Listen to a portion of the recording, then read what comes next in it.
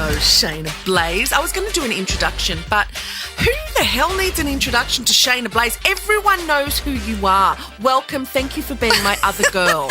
Oh, you're so funny. No, everyone doesn't know who I am. Oh, like I blast people's screens and media and things like that, but there are many people that go, oh, I'm sorry, I don't watch TV. And I said, oh, bullshit. Yeah, you don't have to. They watch TV. But they know everything that I do. Exactly, like, exactly. That's okay. That doesn't wash with me anymore. I don't watch TV. It's like, you're uncool if you don't watch TV. But it's also a case of like, but they know what I'm doing. Yeah. So it's like, how? So how did you say you don't know who I am and then I don't watch TV and then you actually know everything that I do? Yeah. And like, but that's okay. But I would never assume everyone knows me. So don't even put me in that box. Well, not everyone in the world. True. But I reckon everyone that listens to my podcast knows who you are. Because I'm all about fabulous women. Yes. And you happen to be a fabulous woman, as am I. Oh, you're so So, as are my listeners, who are mostly women. Yes. So, if they don't know who you are, then what's going on with you? Not you, them.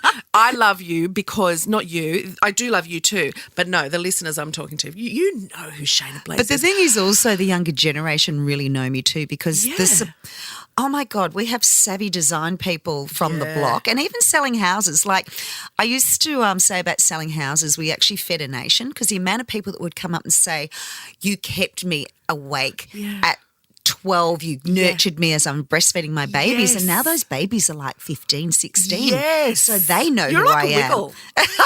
Not quite. Yeah, but you know how that you grow up with people and you're like, oh, I used to have that in the background as a child. Yes.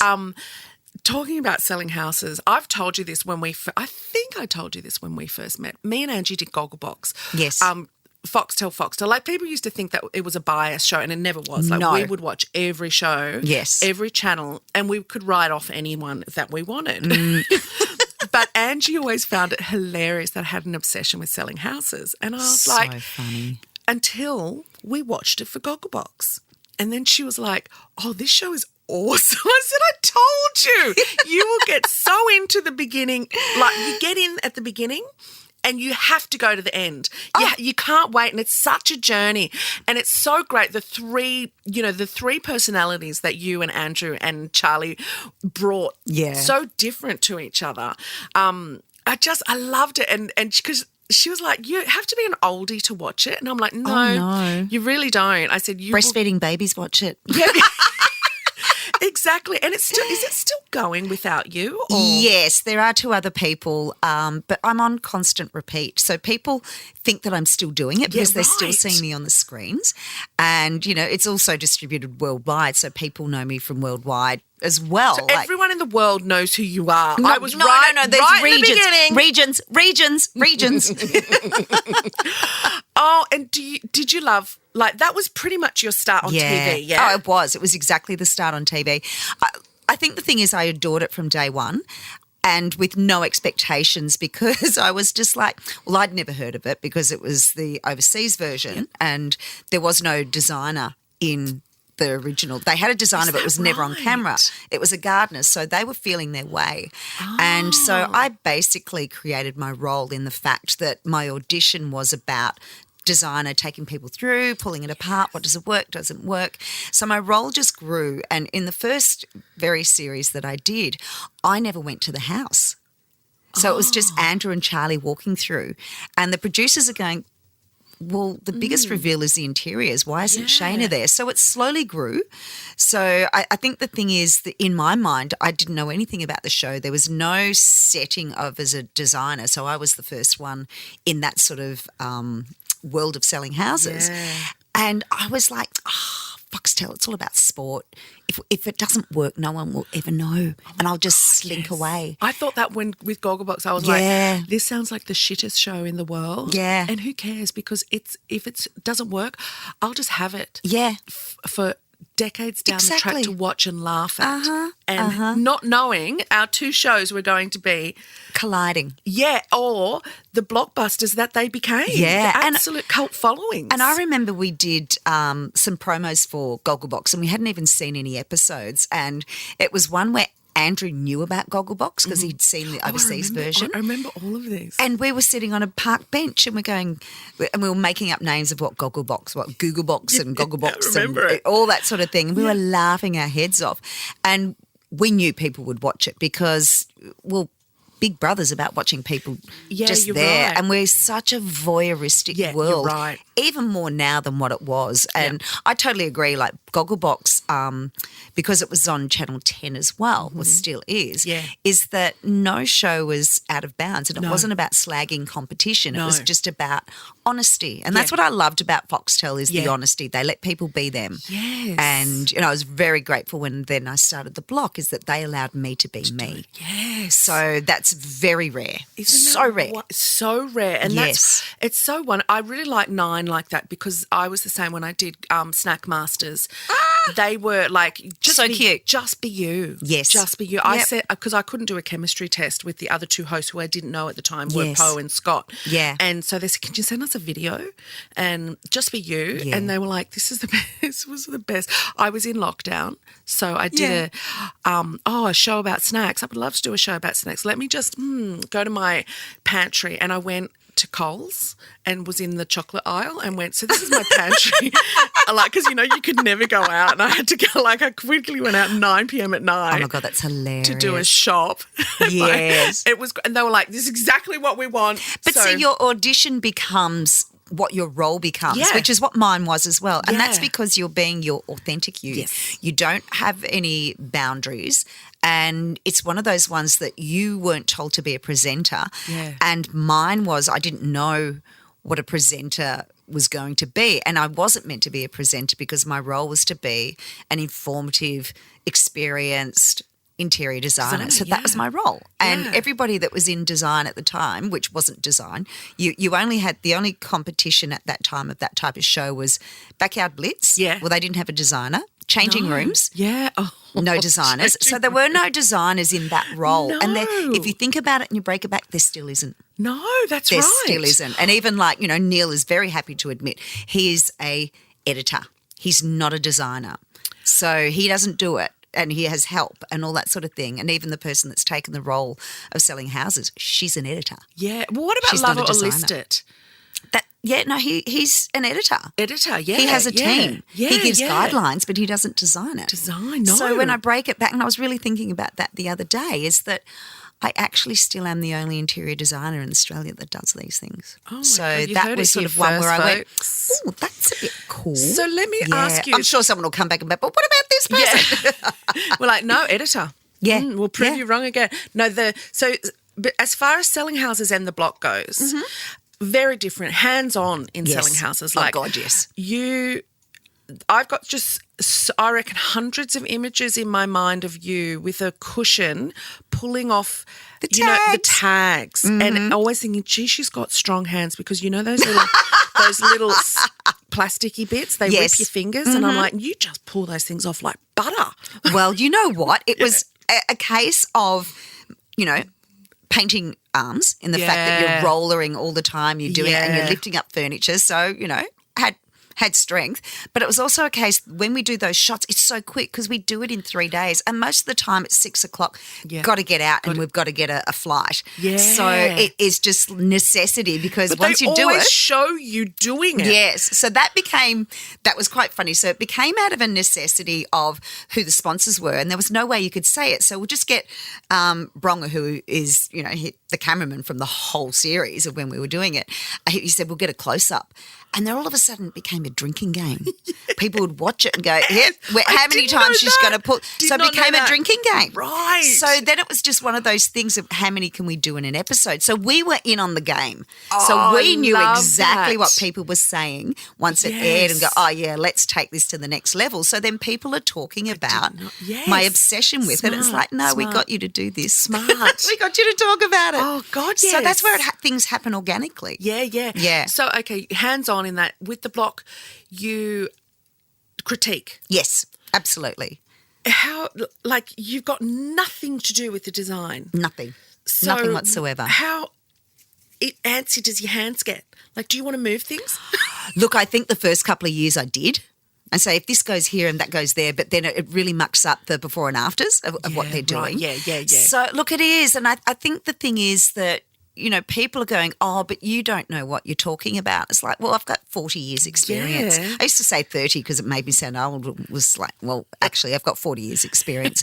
So I do know it, and I know design and I know products, but I also know real estate because I worked in a real estate show for 15 years and I have my own properties buy and sell. So you know what I mean? And I also work with clients where I help them buy and you sell. actually do it So as a job. I do it. I do it as a job. I've been to your house and you are above your shop. Like you live above your shop. Yeah. Like you do it for real. Yeah. And I do. I can tell everyone here right now, Shaynna Blaze is an actual interior designer that actually works. Like, I don't know how you get through all the things that you do because I know you do so many things. So I have pulled back a lot now. I have completed my interior design business. I let that. I decided 18 months ago, and I've got my very last bump in for a client in about 3 weeks. Well, that's going to be emotional. No, because I for me.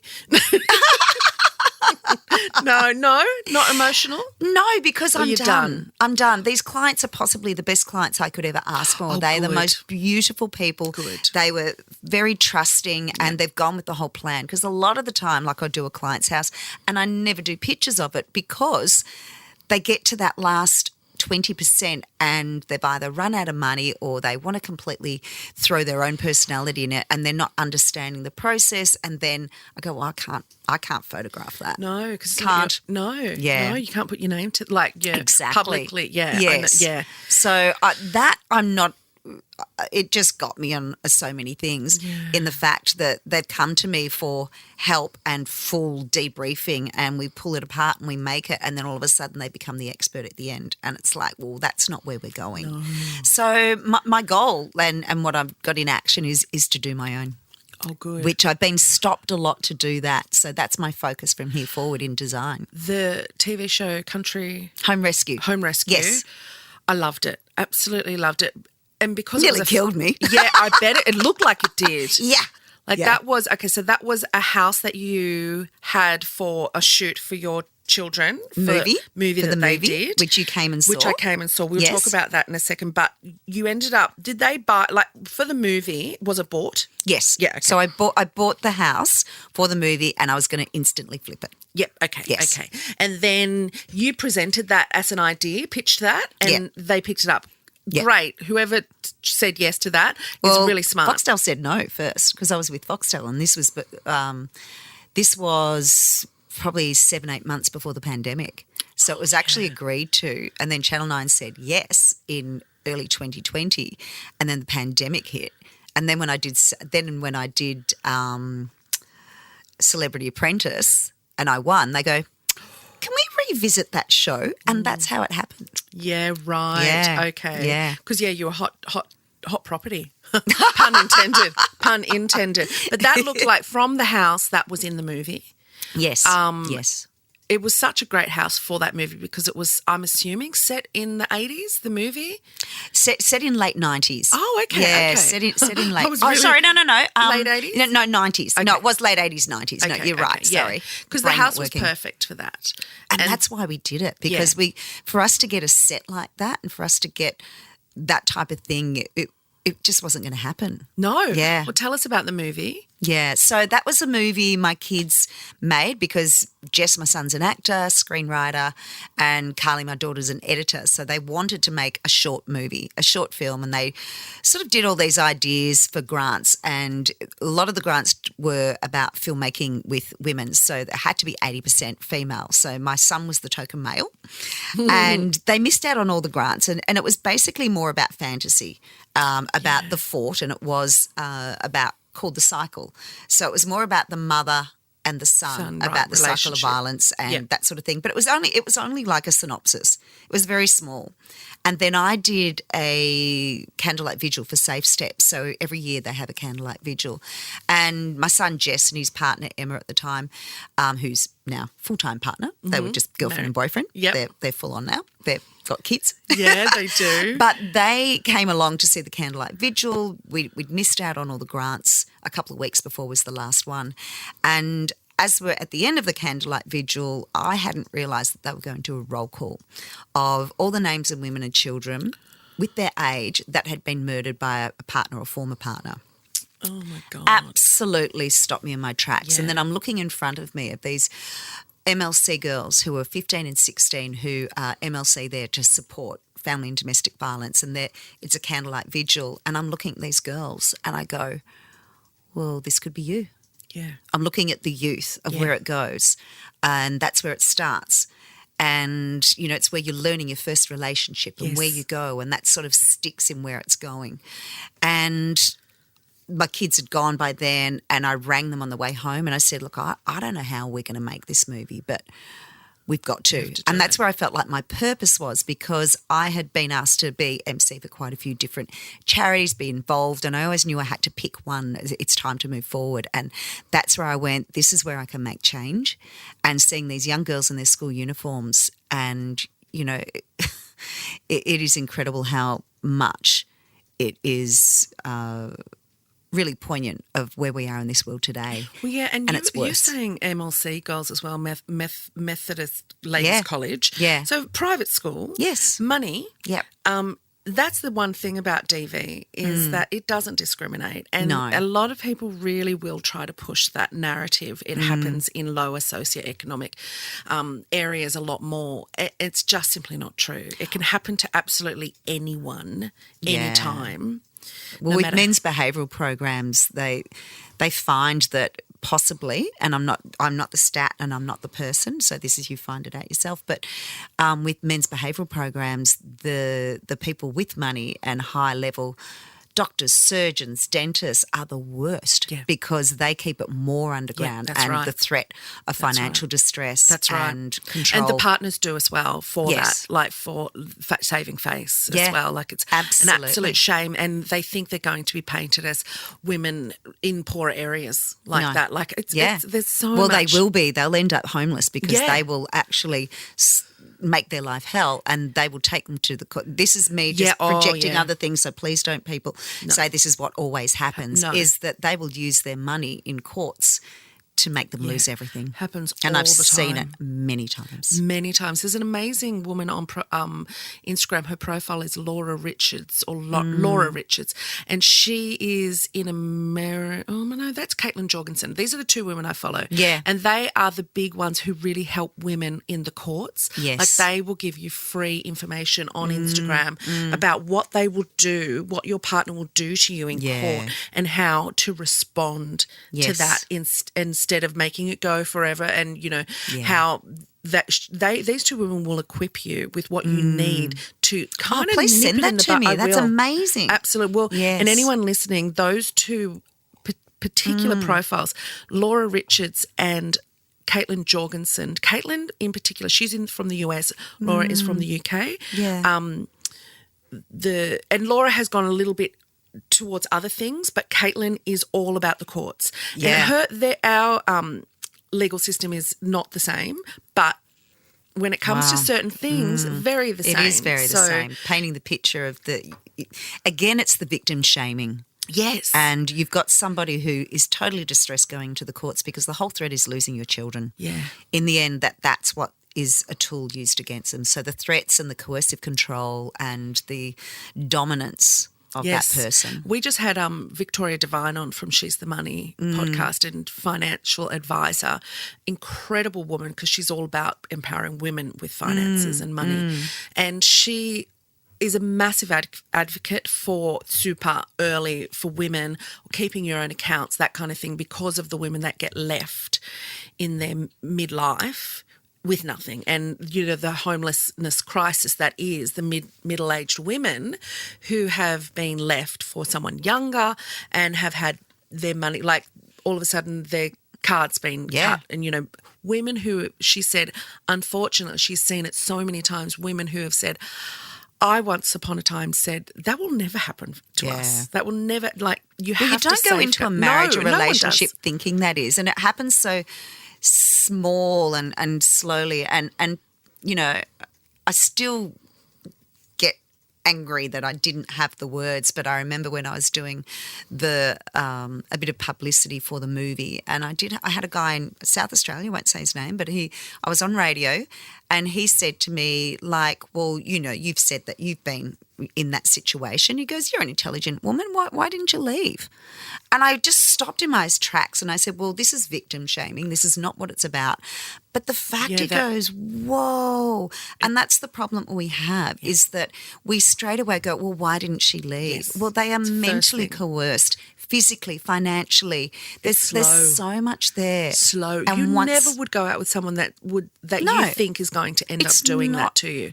You know what? There's an analogy that therapists use in that particular realm, and it's called the frog in the pot. Yes, analogy. Absolutely. And if you haven't heard it, it's you put a frog in boiling water, they will just jump out immediately. You put a frog in cold water and slowly turn up the heat until it's too late to get out because they're boiling alive. Yeah. That is exactly what's happening to these relationships. Mm-hmm. You are slowly – I have watched so many friends start to go through these kind of things. And that's why it's so incredibly important we talk about it, because we can say to someone, he's isolating you already. Yeah. You know that this is happening, because if this was happening to one of our other friends, you'd be the first one there saying, why is he bad-mouthing your family? Like, why does he not want you to go out? Why are you why is he bombarding you with messages all night when he knows that you're out with me? Like, let's talk about this. Let's, that kind of thing. But it's also a case of them being a different person when they're alone. Yeah. That whole thing, whether they are abusive or whether that's when they're the most romantic. Yes. And then they're so beautiful. And it's like, but people say, why would he do that? And what? Well, that's not him, but it is him. Yeah, exactly. So there's all that part of it. There's a great thing called 16 Days of Activism, which starts at the end of this year, and it's been started by UN Women. And Voice of Change, which is a charity I co-created, is about creating awareness of things and actions that you can do and realising what all this is. And we are now championing this campaign of 16 Days, 16 Films, which has started in the UN. And so Voice of Change is part of that. So people can actually log in and look at these films. They're only like anywhere from 3 to 15 minutes. They're short movies that show all these different types of areas of what domestic and family violence is, and it's children. It's the cycle. It is subtle. Everything about subtle. That, and I don't think a lot of people understand.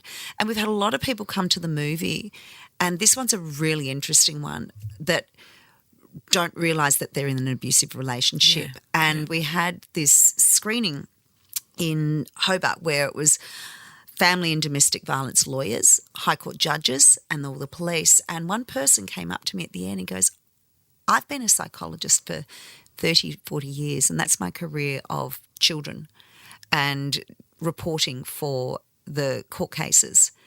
And watching that movie made me realise I grew up in that.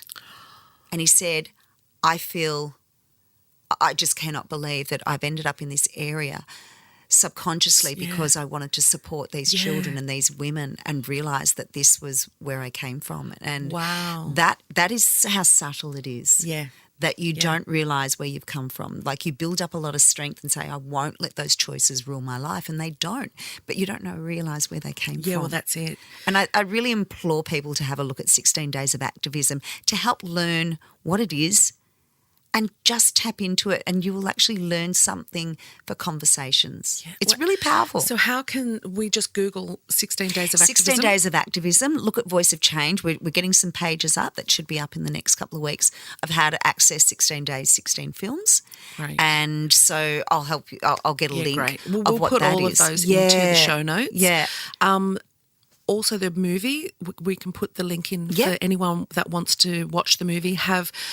There's a great thing on your website that says, have a viewing party. Yeah. which Yeah. I think is a brilliant idea, like, because people, do often have movie nights. So Well, it's also the safety of watching with people that you know. Yeah. So we've stopped the full cinema release so that we do individual ones so people Yeah. can contact us with that. How do I show the movie? How do I screen it? I've got a couple of corporates that want to do it. We've Great. had Sutherland Shire is putting it on great. next week or this week actually. And that's it's one of those wonderful. things where we've had the Zonta Club, which did it in Kyneton. So you have people that are wanting to make change and just get it out there so Yeah. people can have conversations. yeah, And just let them that's- see it. That takes the shame out of Yeah. talking about it. And the Yes. great thing about the movie, with all the feedback, is that there's only a small amount of characters. You've got the father perpetrator, then you've got his father, then you've got Kitty, who is the female, then you've got the son, and then you've got the sister. Yeah. And by watching the movie, if you are somebody who is a bystander, so you're the sister, Yeah. or if you're the person that's getting the abuse, you can say, well, oh my God, I've just watched that and I'm Kitty. And that's all you need to say. You don't understand what's happened to you. You're the sister. So you go, oh my God, I'm Mary. I don't know what to do. How can I make change? But then we've also had some people, men and women, go, you know what? I actually think I've got a bit of Graham because I've said some of those comments. Yeah, yeah. But one or two comments doesn't compound you. But you go, hang on, I think I need to work out how I address things, what I say, and realising these compounding things. So it's very emotive, and realising if you can pick apart and give the character a name, you're not that person. You don't have to tell anybody what you're going through or what you've been through or what you've seen or done. It just means, I'm that person that has witnessed this, been through it, activated it. I need help, or I need to seek it out, or what do I do? How do I start this conversation? Yeah. That's what we do. Oh, that's wonderful, Shaynna. I'm Yeah. so proud of you and I'm proud of my inspired. kids. They have created I'm this proud of movie. your well, you've made these children, and Yeah. so I'm proud of you from raising two incredible humans, Yeah. and the three of you to have made this movie, and just. You're really doing something. Like, you're putting your money where your mouth is, and you're starting conversations, and you've actually really thought about this. Like, the fact that someone can come away and say, "I'm Kitty," Yeah. that Yeah. the psychology of that, even happening for people. I never even thought of that, but it's so Yeah. smart. Well, the thing is, it happened organically in the Organically. fact that we made the movie first. Then we went, how are we going to drop this rather than it being, we've got a movie about family and domestic violence. And because I felt like I needed a responsibility of how this gets seen, in the fact that I'd gone to the candlelight vigil, I'd gone to, how does this affect me? What can I do? I need to make a movie with my kids, but what happens after that? Yeah. So it was probably a year of research and meeting, police, meeting people that do men's behavioural programs, meeting people that are at the pointy end of rescue shelters, and really understanding what they need, what it is, and realising that we can't contribute to the end game of shelters and rescuing. There's so much good work out there. Yeah. But we can actually look at, how do we stop this? Yes. And as I said, I look at these little girls. Yeah. They're looking at, that's how we stop it. Yeah, Education with Education. the parents of those kids, with the kids, and with the friends. little boys. Absolutely. Starting, raising our boys differently. Yeah. And I've done that with my son, so I know you it can clearly happen. have. Yeah, my and son I have is amazing incredible. male friends, Yeah. straight male friends, Yeah. who have the privilege and world at their fingertips of the patriarchal straight Yeah. white man Yeah. trope, and recognise it. Yeah. And Yeah. and still learn on a daily basis. Like, we have these amazing conversations where they'll call, "Oh, Jonesy, I've got one. Oh, Jonesy, Yeah.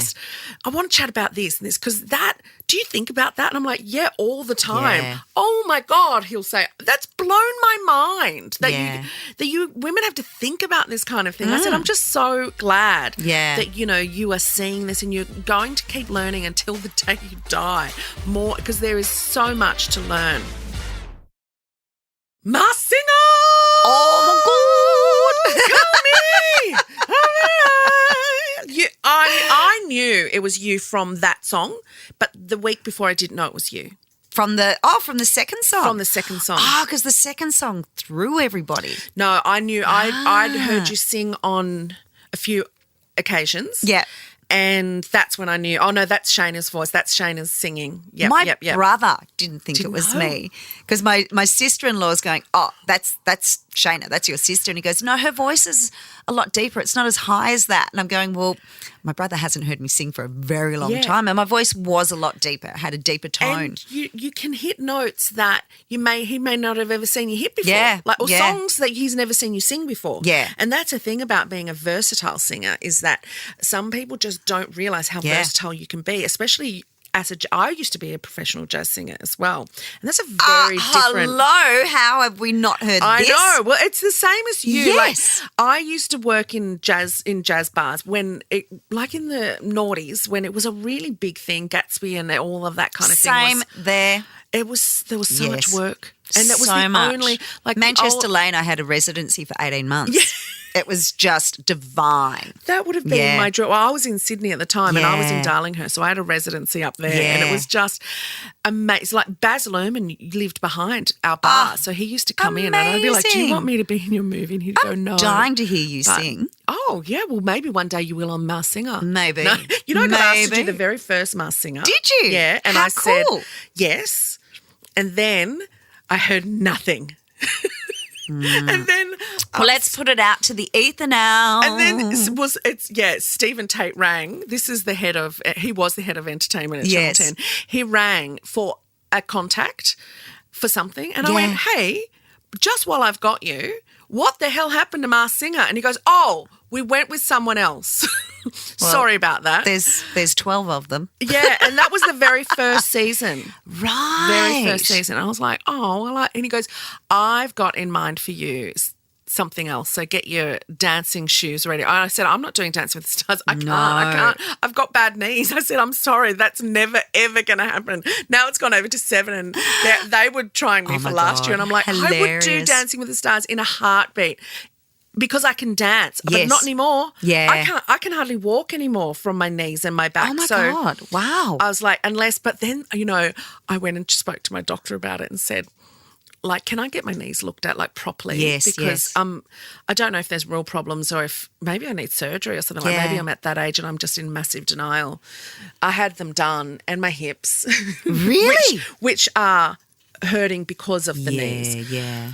It's all come back. It's just, age. Yes. He's like, if you did start dancing, it would really help. I was like, don't say that. Well, darling, shimmy. You need to start shimmying. Yeah. No, I don't think I'll ever be on Dancing with the Stars. But unless I'm on that first episode and then I'm out, you can write that into your contract. You're like, I'm LaToya Jackson. 1 episode and I'm out, baby. I think she did more though. But did you? Who knows? I don't. Did you love it? I had the best time. I was really sick 3 weeks beforehand. Like I had been practicing for a couple of months, getting myself ready, knowing that I was going to go on. Who did you tell?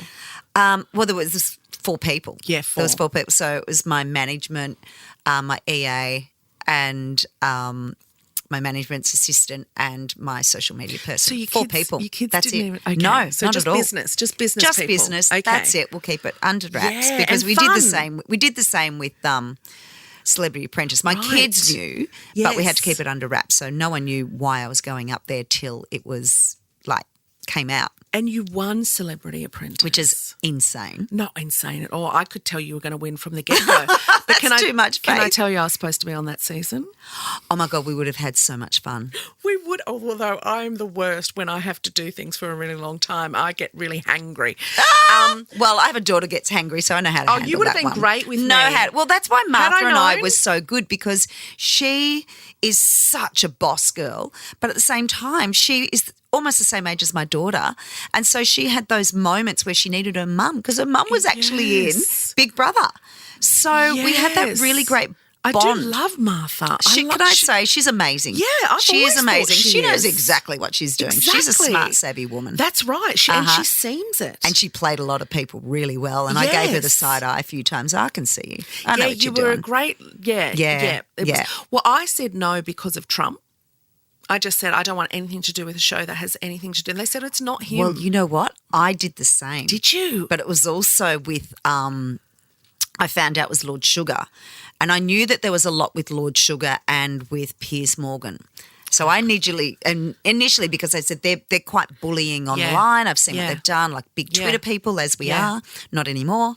But I was the same. So, and my manager's like, you sure? You sure? With your charity, this could be a great way to earn money. Like I didn't have a cent in the bank for the charity. Yeah. And so I went, nah. And I told the kids and they go, Mum, why? Yeah. I said, well, because of this. And then it just hit me and I'm going, isn't that what my charity's about? Bringing awareness of not doing that type of thing and standing up for yourself. Yeah, and I went, putting yourself in an uncomfortable situation. Exactly. Even. Yeah, so then I slept on it. And then the next morning I rang my manager and I go, is it too late? What's happening? He goes, well, it might be. You've said no. And I said, well, I want to do it on the proviso that my charity is the beneficiary. I'll only do it for that. Well, we still hadn't had everything come through. So it was a charity, but we still needed more steps to go through. Yeah. So that became a bit of a contingency once I got up to Sydney and I'm in quarantine. Yeah. And they said, you might have to change the charity. And I said, well, I'm going home. Yeah, good. Because I'm not here for anything other than this. Yeah. So that was really interesting and that was quite contentious because I stood my ground and we were filming and they still couldn't say that it was I could use my charity, but I'm in. That's it. And I said it from day one. Voice of change, just so they couldn't change it. Yes, good. Oh, God, I'm so yes. Yeah. I love it. I did the opposite. I said no. No, I said yes. I was like, oh, yeah, because the money would be great, you know, that kind of thing. And then over the weekend, it was the Sunday that I just really deeply thought in myself and anything to do with – I had done the jungle set, so I'd done a charity thing. It would have been I remember watching – I just cried and cried and cried when you stood up not to be weighed. I just get blah. Thank you. That was the most incredible life-changing moment for you, but also I think people watching. Yeah. The response was incredible. Yeah. Well, and I took that into consideration. I was like, do I want to be that person? Like, you know, that I could just get typecast here. Yeah. But – it really did come down to my morals and politics of aligning myself with a show with those kind of men. And I rang my manager. I said, look, I'm going to change my mind, but I need you to listen why. And I told her why. And she was like, okay. And I said, but can you tell Spence, because Caroline Spence is the EP. Who we adore. Adore. And she was the one that wanted me. And I just said, I feel like I'm really letting Spence down because I adore Spence. So can you just say to her, please, please, please don't hold this against Yvie and please offer her another show. And she goes, and she was laughing saying, oh, my God, you know what she's like? She's like, oh, my God, no. Oh. And Snack Masters was the next thing offered. Incredible. So I was like, oh, thank you for. She really cares. She's so special. Because you do wonder whether when you say no to these things, that whether they're going to blacklist you, like, oh, you think you're up yourself. Absolutely. And I think that's the thing of the longevity of a career is that you look like you're saying yes to everything, you burn out, but also the public watching you burns out. Exactly. And, you know, especially in this country. Here's somebody who's been, you know, on Selling Houses and Block and I've just like blurted myself with everything and whatever. But at the same time, I've been very selective of what I do and what I say. And it's also, I have never aligned myself with anything just for the money. Yeah. It's always been what is the reason for doing this? What is the reason of this company, what they're doing, what are they achieving? Yeah. And we sit and have that conversation because if you do it just for the money, you're there for a quick time, not a good time. Exactly. Yeah. And nothing good comes from it. I find I think if financially, if you're after that quick gain, yes, that's you good. But if you want a long-term career, you don't. It's absolutely not. You know, because it stops. Yeah. And you've got, you know, you've really got to think about things. Yeah. If you're going to do things only for money, then you want to invest that hot cash quickly. Which is sort of that decision of stopping selling houses. And that was through the pandemic. And, you know, there was a lot of contentions thing about money in that one. And I was offered doing Country Home Rescue or with Selling Houses Australia. And I was told that Selling Houses was going to start later in the year and it wasn't going to clash. And then it was one of those things where they clashed. Yeah. And it had already started without me. Mm-hmm. And then I had this house and whatever. So I had to make this career decision do I go with the one that's offering me money? Right. Or do I go for the one that's going to offer me a future of what I want to do? Because I have to say, the only reason selling houses stopped was because of COVID. And the reason that I decided going my own show is because that I had 8 months of being home, which was terrible in the fact that you're locked up. But the fact that I was close and I didn't have to travel the country every week, whether it was 4 days one week and 2 days the next. But also my health was getting so much better. Like I was fighting adrenal fatigue and I was so it's a sick. big thing, real thing. And I was literally dragging myself by the knuckles 2 years before that. And so I was sort of blind of how bad it was until we stopped at COVID. Because burnout is we have just done Terrible. an episode on burnout, Well, it's and still, just how incredibly important it is to recognise. Well, I was burnt. They say I was burnt out probably 2 years beforehand, which I was. Yeah. And so to this It's day, the recognition that takes a long time, and that's what we were talking about is having recognised the burnout 2 years after you should have. Yeah. It can be life threatening. well, it's subtle. It's really subtle, a bit like coercive It's its control. own It little just creeps coercive up control. on you. And to this day, I'm still working on my immune system. Yeah. Like, I have to be really careful. And so I actually am saying no to a lot more things. It might look like I'm super, super busy, but it's very controlled. It's curated. It is, yes. absolutely. It's very important. Yeah. Very important. And also aspirational. People hear that, see that and go, yes, because that's happening to me. And I can...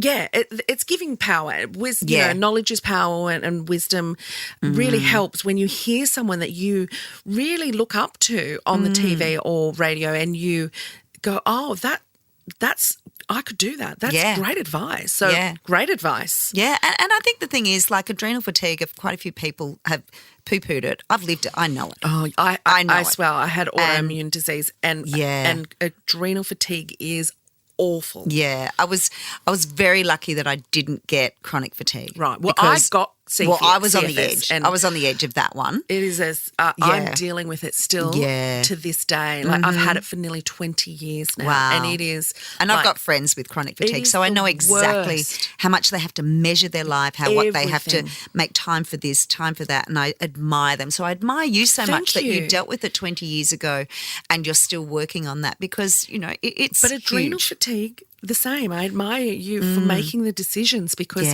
people do poo-poo these things. Yeah. And the fact that there is no cure for Yeah. these kind of things is the most frustrating for people who have it. Yeah. But once you realise that and you resign yourself to the fact that there's no cure, but there is management. Yeah. And then you start talking to like-minded people and getting great tips and things like that. And you take the shame out of it. The worst part about having CFS for me is that I am a fat person and people immediately think if you're fat, you're lazy. So me Horrible. needing a lot of time to sleep, people think it's because I'm fat. Or I got CFS because I'm fat, or you know that, and there's a shame in that I still Absolutely. hide to this day. Yeah. The time, like if I have to do, which I'm doing a whole day of filming tomorrow, I'm going to have to take days after that to recover from being on for just 6 hours. But there's so much correlation between long COVID and it's the chronic same. fatigue.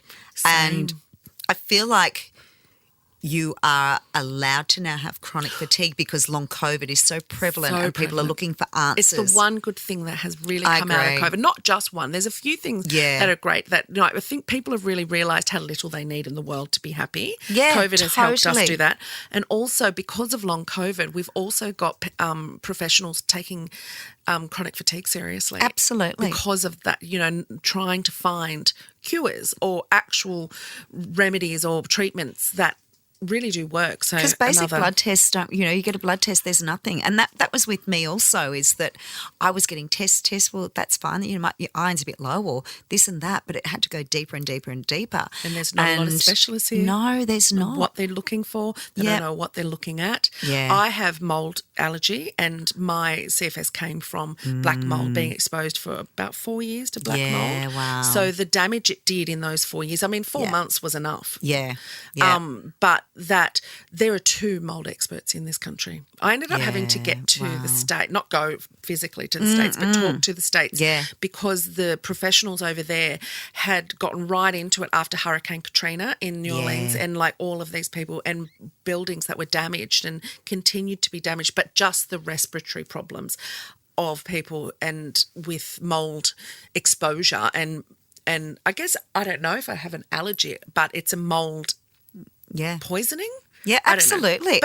And I think also, like, remember the floods and the rain that happened in New South Wales, and people were getting black mould everywhere. Like they didn't even get flooded, but all their, I remember friends that had to throw out all their leather because it had mould all on it, and so they had mould that they never had. And that was part of what came out of it, is realising that how bad black mould is, and mould, and the amount of rentals that have mould, and they just paint over it. Paint over it. That's why people don't take mould exposure, mycotoxins enough, seriously enough. Yeah. And it really kind of drives me insane because I'm in it. But when you're not in it, it's like, but it can happen to anyone, anytime. And the wrong person, it can kill them. Terrible. Oh, on that note, bye. But I think it's your awareness of your surroundings and your health. And Absolutely. I think from COVID, what we've got out is your health is pretty high up on the agenda. Whereas, I always looked after myself in so many ways, but it was never number 1 or 2 because my health was always good. Yes, yeah. I just make it. No, I have my smoothies and I have this, and I take my naps and I do this, and a very good friend of ours, mutual friend Tina Arena, has had just cancel her tour because of her health. Yes, and the last thing I said to her was, once she explained everything to me, and I was like, well, your health is more important than anything. And she just wrote back 3 words, yes, it is. And that's all, because all you need. It's so important. It can kill you if it goes bad. Yeah. And I think that's the thing also, when I got sick and lost my voice before Masked Singer, that's my long term that I deal with, like my throat and everything like that. So it's been really, that's why a lot of the time I haven't done a lot of singing, is because I get shot down with sickness, but I'm very close on the edge. I'm seeing great people at the moment. So for me, it's about the health of my throat, because I want to get out there and sing again. Oh, good. I was going to say, we need to get you out there and singing again. I want you to have a residency at Entrecôte because it's up the road from me and it has a grand piano in the middle of it.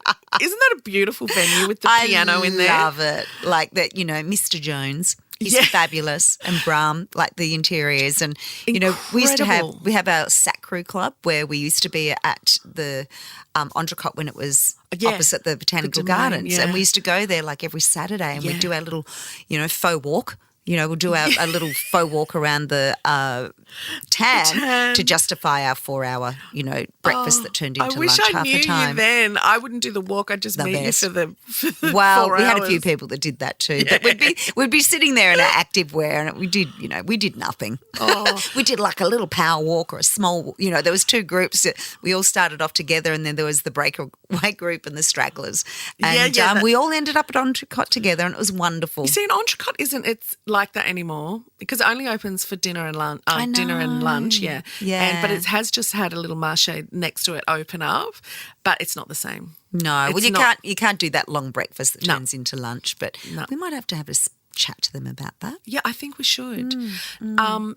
Thank you so much for coming in. Oh, I feel like we haven't even chatted yet. We have we've just chatted, and that's the wonderful thing. We've talked about so many things that I know my listeners are going to be really chuffed about, because I hear from them all the time. And amazing. So I'm really appreciative of you being here and just being so open and vulnerable about everything. And I can't wait. We've got another fabulous ladies dinner. We have, I think, coming up soon. We've just got to get the date locked in. And thank you and so you much. missed the last one because you weren't well. No, I was. And you know what? I was so fatigued that day, and it hit me like a ton of bricks, and I was ready to go and I couldn't do it. It was so funny about that, because I got back from overseas like 24 hours before. I know. And 2 people had pulled out, and Jane texted me and she goes, please don't tell me you're and I'm like, I'd really like not to be there, but I'll go. But it was wonderful. And then I saw the photo and I was like, that would have actually been I could have probably fallen asleep a little bit at the table and still been okay. But, the first one you invited me to was at your home, and I just felt so welcomed and warmed and just really enveloped. So I really appreciate that because, I'm from Sydney and coming to Melbourne and being with like-minded people is incredibly important for me, as it should be for everyone. So if you're listening now, let this be a little sign for you to, if you haven't already, organise a Fabulous Women get-together. If you've let it go since before COVID, a lot of people that's happened to, they haven't taken it up again. Take it up again or start it from fresh. But also invite people that you admire or like and get them to come along, because that's what happened with us. It was like, Eve needs to come to this. Yes. And it was, love all that stuff. Please rate, review, subscribe. 5 stars only, especially for this. Hello. And I will be in your ear holes with my solo ep next week. Love you. Bye. Thank you. Bye.